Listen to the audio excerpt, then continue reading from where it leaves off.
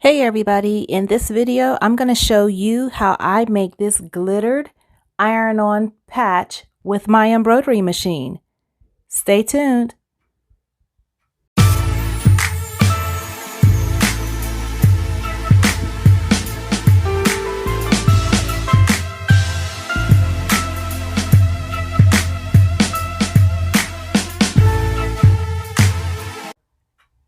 Okay, so for this particular design, I'm going to be doing 2 rose patches, and I'm actually using 2 rose applique designs. They're the same design, and all I did was duplicate it. And I'm just going to back out real quick so that you can see what I did to duplicate it. Okay, I have the rose design in the embroidery area. I'm going to highlight it. And I don't know why my design moved over, but I'm going to highlight it.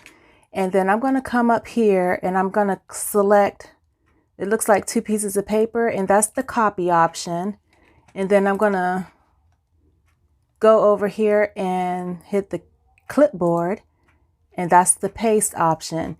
And so you can't see it initially, but if you put your cursor over it, left click and drag away, you will see that there are now 2 designs on your embroidery field. So now I'm going to go through. I want to merge those colors because I don't want to have to stitch 2 completely separate designs as far as all of those stops. There are 12 stops right now altogether, and I want to make it 6. So what I'm going to do is I'm going to go up here to the edit.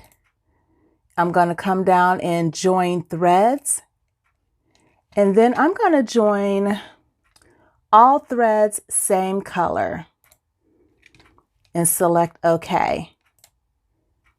And so now I only have 6 stops, and each stop will give me a stitch for both sides.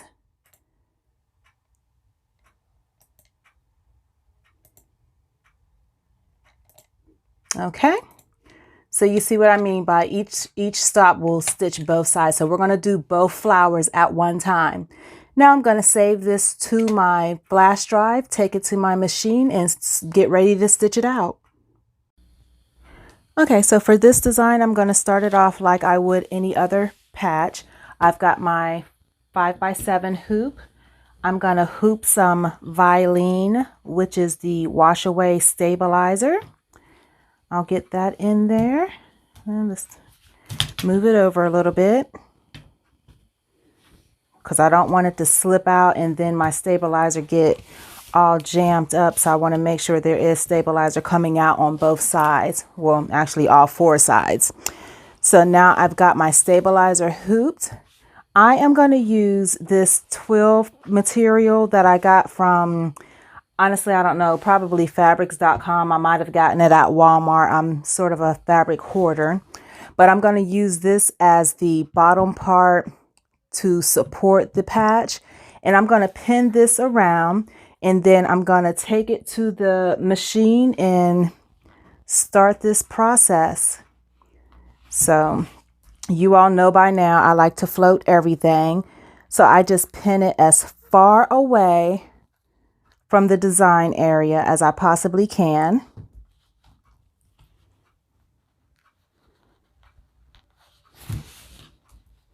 And I try to pin it enough so that it won't, you know, get all bunchy anywhere. I want it to be pretty taut and stable.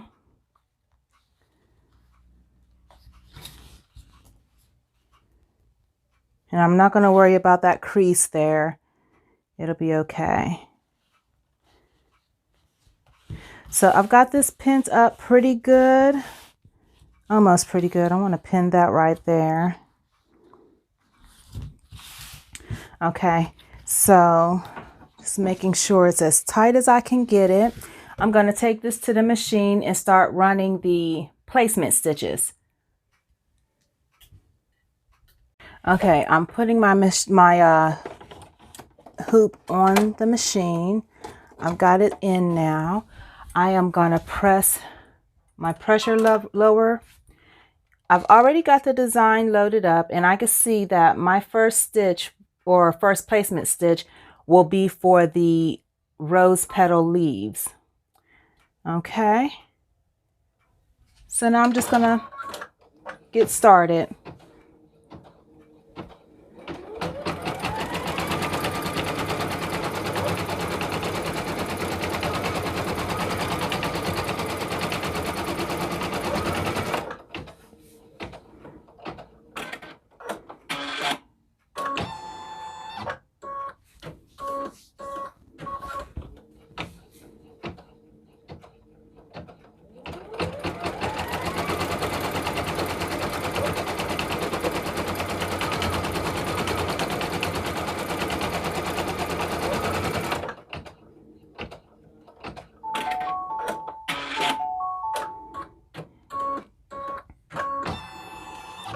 Okay, so those placement stitches are down, and now I'm going to take the hoop off of the machine, being careful to not dislodge the fabric.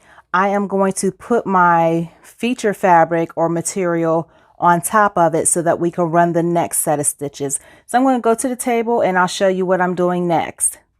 Okay, so to jazz this patch up a little bit more from how I normally do my patches, I'm going to be using some glitter heat transfer vinyl as my feature fabrics. Okay, now this comes on the carrier sheet because it's designed to be pressed, and you know, you run it if you're using like a silhouette, which I use, or a Cricut or whatever kind of vinyl cutter, you would normally be running it, you know, so that it cuts it out and then you turn it over and press it. But I'm not going to be doing that. I'm going to take this off of the carrier or the transfer sheet. Just going to peel it off, and it peels off fairly easy, but be gentle because you can tear it up. So I'm taking that off. I don't need this anymore. And now there are a couple of ways you could do this. You could just use some spray adhesive and cut your pieces smaller and put them in each place. Or you could just do like I'm doing. I'm just going to lay this over it because I don't know that I'll use this fabric for anything else, this HTV for anything else. So I'm going to lay it here and I'm going to run my next stitch, which will keep this in place. Okay. Alrighty, so we are back to the machine. I'm going to run the next stitch that will tack this down so that I can trim it around, and that'll be the first piece of the applique that's going to go in.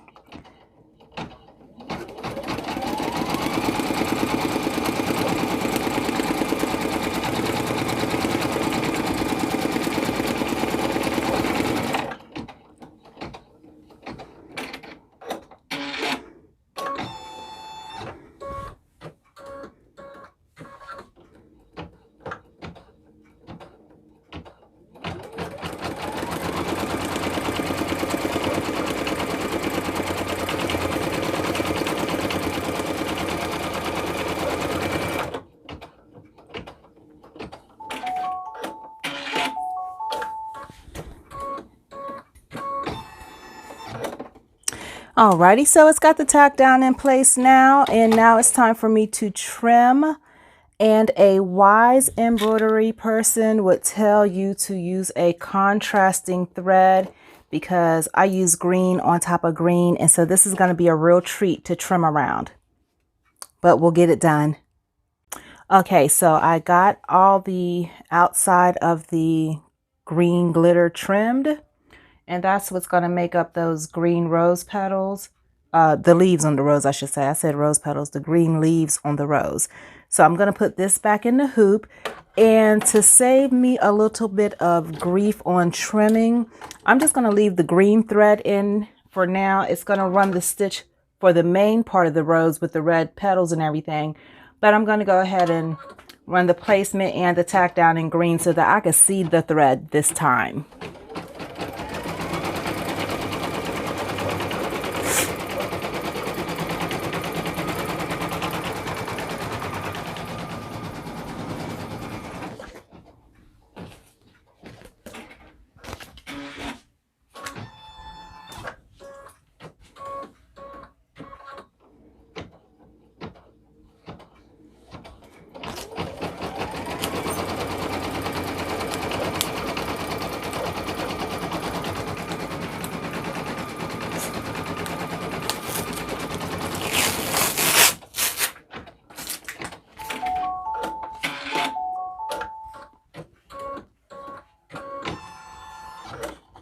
Okay, so the placement lines are down for the red part of the rose.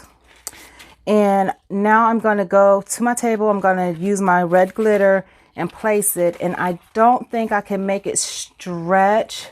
So I might have another piece that's big enough without me having to use a new sheet. I do save all my scraps of glitter just because I might need it for something that it'll fit. So there's no need in wasting that. So I'm going to take this to the table. I'll get this in place and we'll be back to the machine.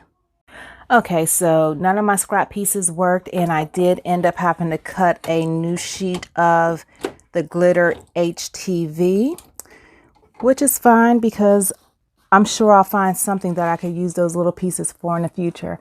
Now I kind of scooted this around. I want to make sure that I have everything covered up. And I'm still using that green thread in hopes that it'll allow me to see my trimming a little bit better.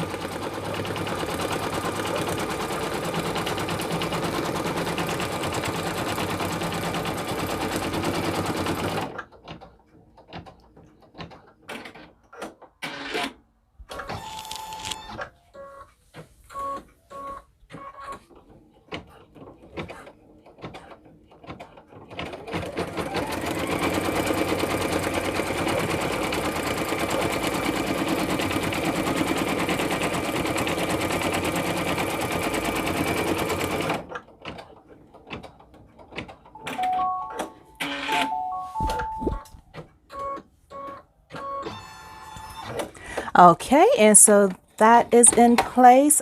I can see my thread better on this. So I'm going to take it to the table, trim around it, and then we will be ready for those satin stitches in trimming that make it a patch. So what I'm going to do after I get this trimmed all the way around the glitter, I'm then going to go through and I'm going to trim the twill because I don't want the twill there. I'm going to trim around it and then we'll be ready to do the satin stitches. I should have said that better the first time. Okay, so it is trimming time. I kicked something. What did I just do? Okay. I'm going to trim this satin from the satin. Goodness gracious. I'm going to trim this glitter from around the rose. And you can see that line really nicely.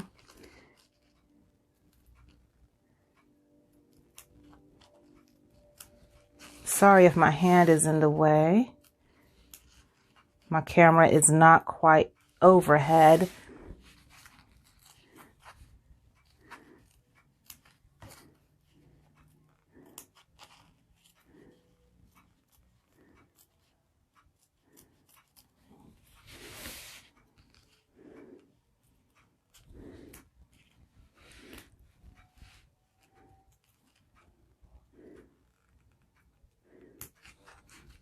I don't mind a few curves as far as the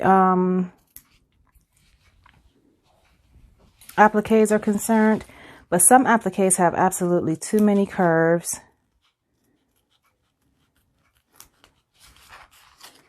Okay.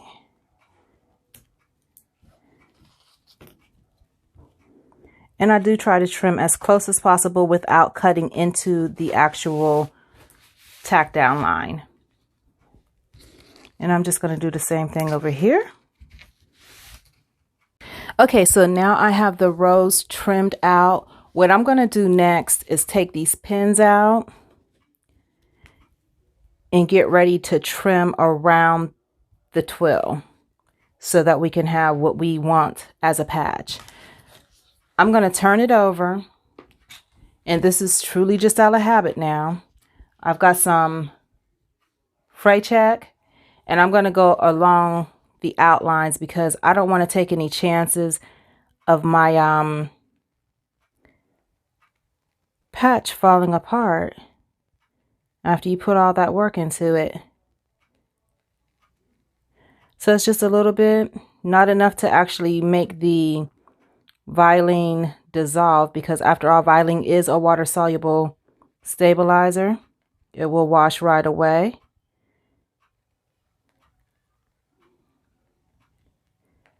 but I want to make sure my threads don't start acting crazy. And the fray check will essentially just soak down through the threads, and where the threads are at, it'll get the twill as well. So I'm going to let that dry for a little while. Then I'm going to come back and trim. Alrighty, so now I'm going to go through and trim this. I'm going to use my big scissors first just to give myself some leadway. And now I've got these little curved fiskars. I still have not broken down and gotten an actual pair of good embroidery trimming scissors, or duck-bill scissors, whatever they're called. But these work fine, so I'm okay with these. You don't have to spend big money on everything. And do you see how the twill acts? This is why I use the fray check. I don't want to take a chance of that actually unraveling. You know, especially when you're selling this to someone or gifting it to somebody. You don't want them to have it and then they throw it in the washer and dang, it then fell apart. So I'm going to go through and trim the outlines of both of these roses. And I'll be back. Okay, so I have the twill trim from all around it. And if you'll notice, I do have a lot of fuzz and lint from the twill. So I'm going to use some tape. Actually, I'm going to use this here and rub it across it to pick that up, okay? And you can, this is just the transfer tape that the glitter vinyl was on. It's sticky, it works. There's no need in wasting tape if you don't have to. But you could use a lint roller for this. You could use the white masking tape or whatever. So now I'm going to take this back to the machine. I have 2 final stitches to run. That'll be the placement, not placement, that'll be the satin stitches going around the green leaves, and then the satin stitches going around the rose. So let's go back to the machine. Alrighty, so we've got the hoop in there. I'm gonna go ahead and get started. Green thread is in there and it's gonna just go around the leaves first.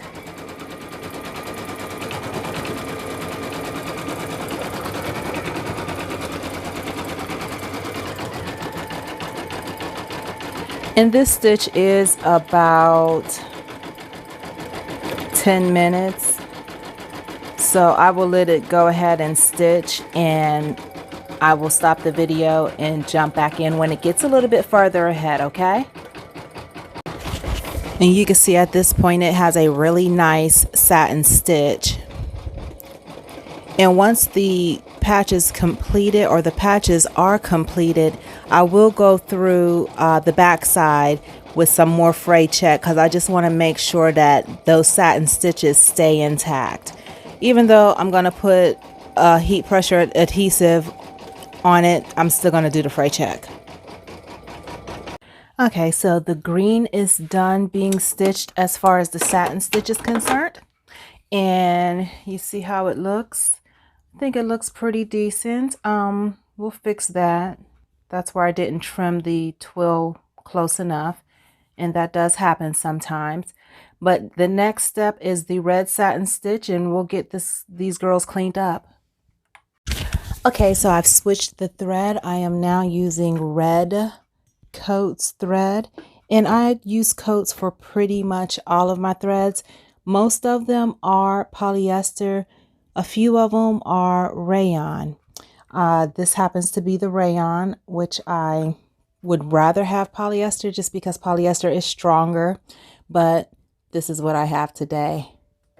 We're going to go ahead and get this stitched out so you can see the end results. And this has a few different intricate stitches to it, as you'll see over here. It's got a lot more than just the 2 pieces that the green part had, because it's going to stitch all down in here to give it some definition to make it look like a rose. So as this gets a little further along, we'll check back in.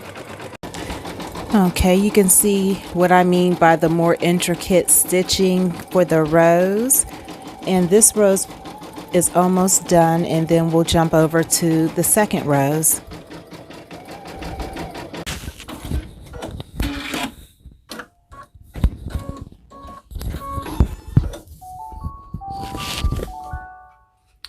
Alrighty, so it is done stitching and it looks pretty decent. They look pretty decent. That is just some length that'll come up with tape or my finger. And what I'll do next is get it cleaned up and put some heat and bond heat adhesive to the back of it, and we will get them going. Okay, so I've taken it off of the machine and now it's time to get it cleaned up. I am going to need to turn my iron on because I will be needing to do some ironing.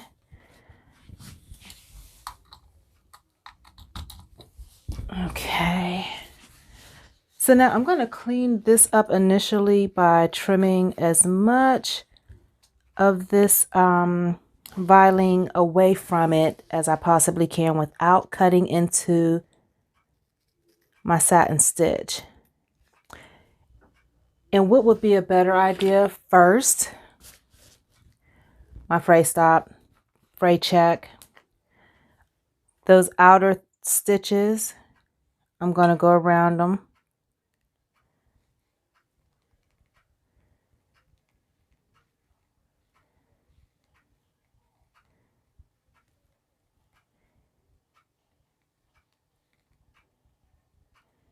And that'll just give me some extra security, peace of mind that I won't have a bunch of jacked up stitches.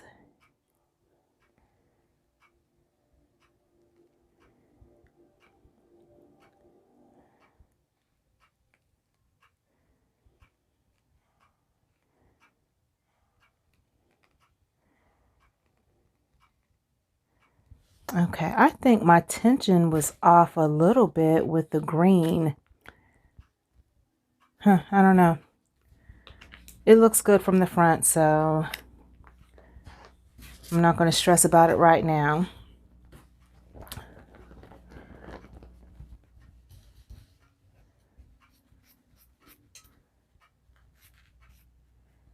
I'm just going to go around and clip, clip, clip as close as possible without cutting onto the threads.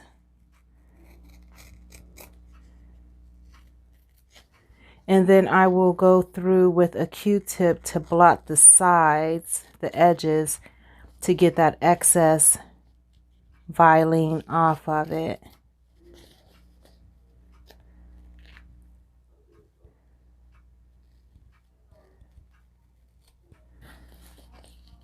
And I'll just work with this one for now so I can show you exactly what I'm doing.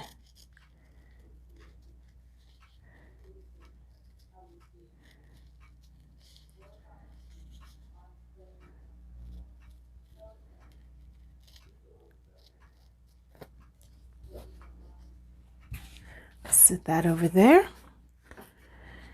And now I do have viling back here that I can actually trim a lot of it out because there's so much surface area between the satin stitches. It's not one of those designs that you just have so much stitching that you can't get any of the viling off of the back.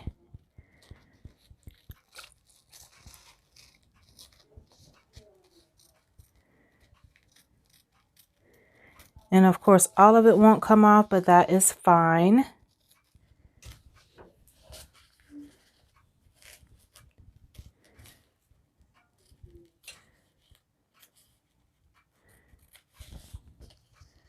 And as you get to the smaller spots, you won't be able to get all of that out either.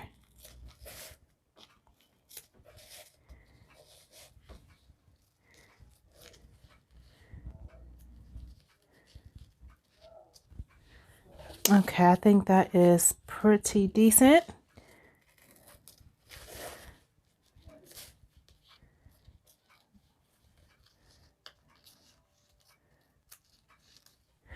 Okay, so the next thing I need to do, and let me just pause again for a second. Depending on what you choose, some people will press their HTV glitter right after the placement, or tack down stitch where you have it down and then you trim the glitter before the satin stitch. Some people will press just to make sure that it's nice and flat. And sometimes I do that. With this, I didn't. The preference, it's all in your preference. So the choice is yours. So what I'm going to do now is I'm going to get my Q-tips and dab around the edges to get that excess Vilene off the edges.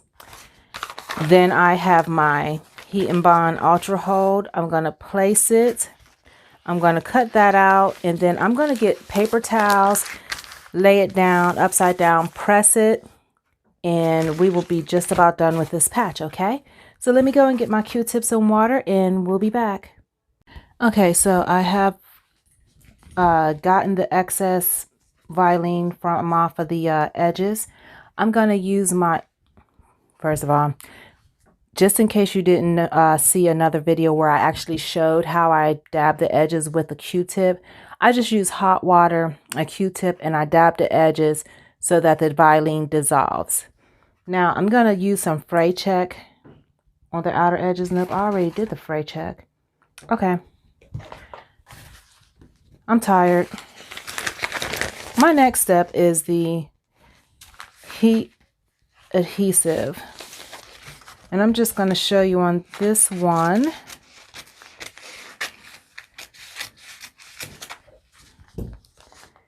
Just going to line that up like that. And I'll try to make it a little more squared off.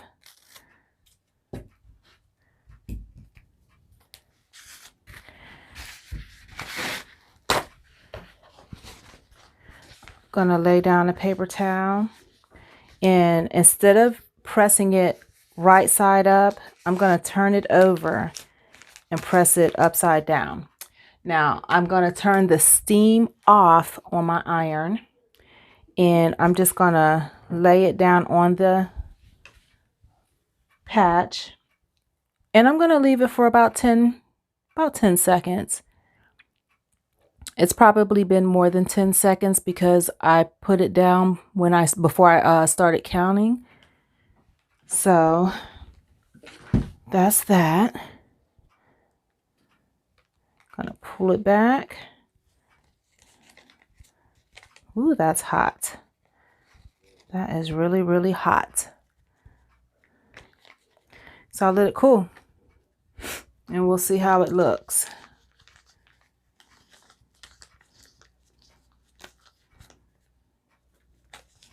Yeah, I definitely don't want to pull it. Now I'm pressing it down a little bit because I just want to see if this is going to be too bubbly looking. And if it is too bubbly looking, I will definitely have to do some where I press it after that tack down stitch, like I told you about a little bit ago.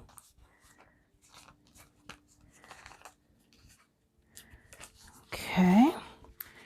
And I'm going to just go across the top now, because the instructions that I give as far as applying, I do tell you to press it with a cloth over it.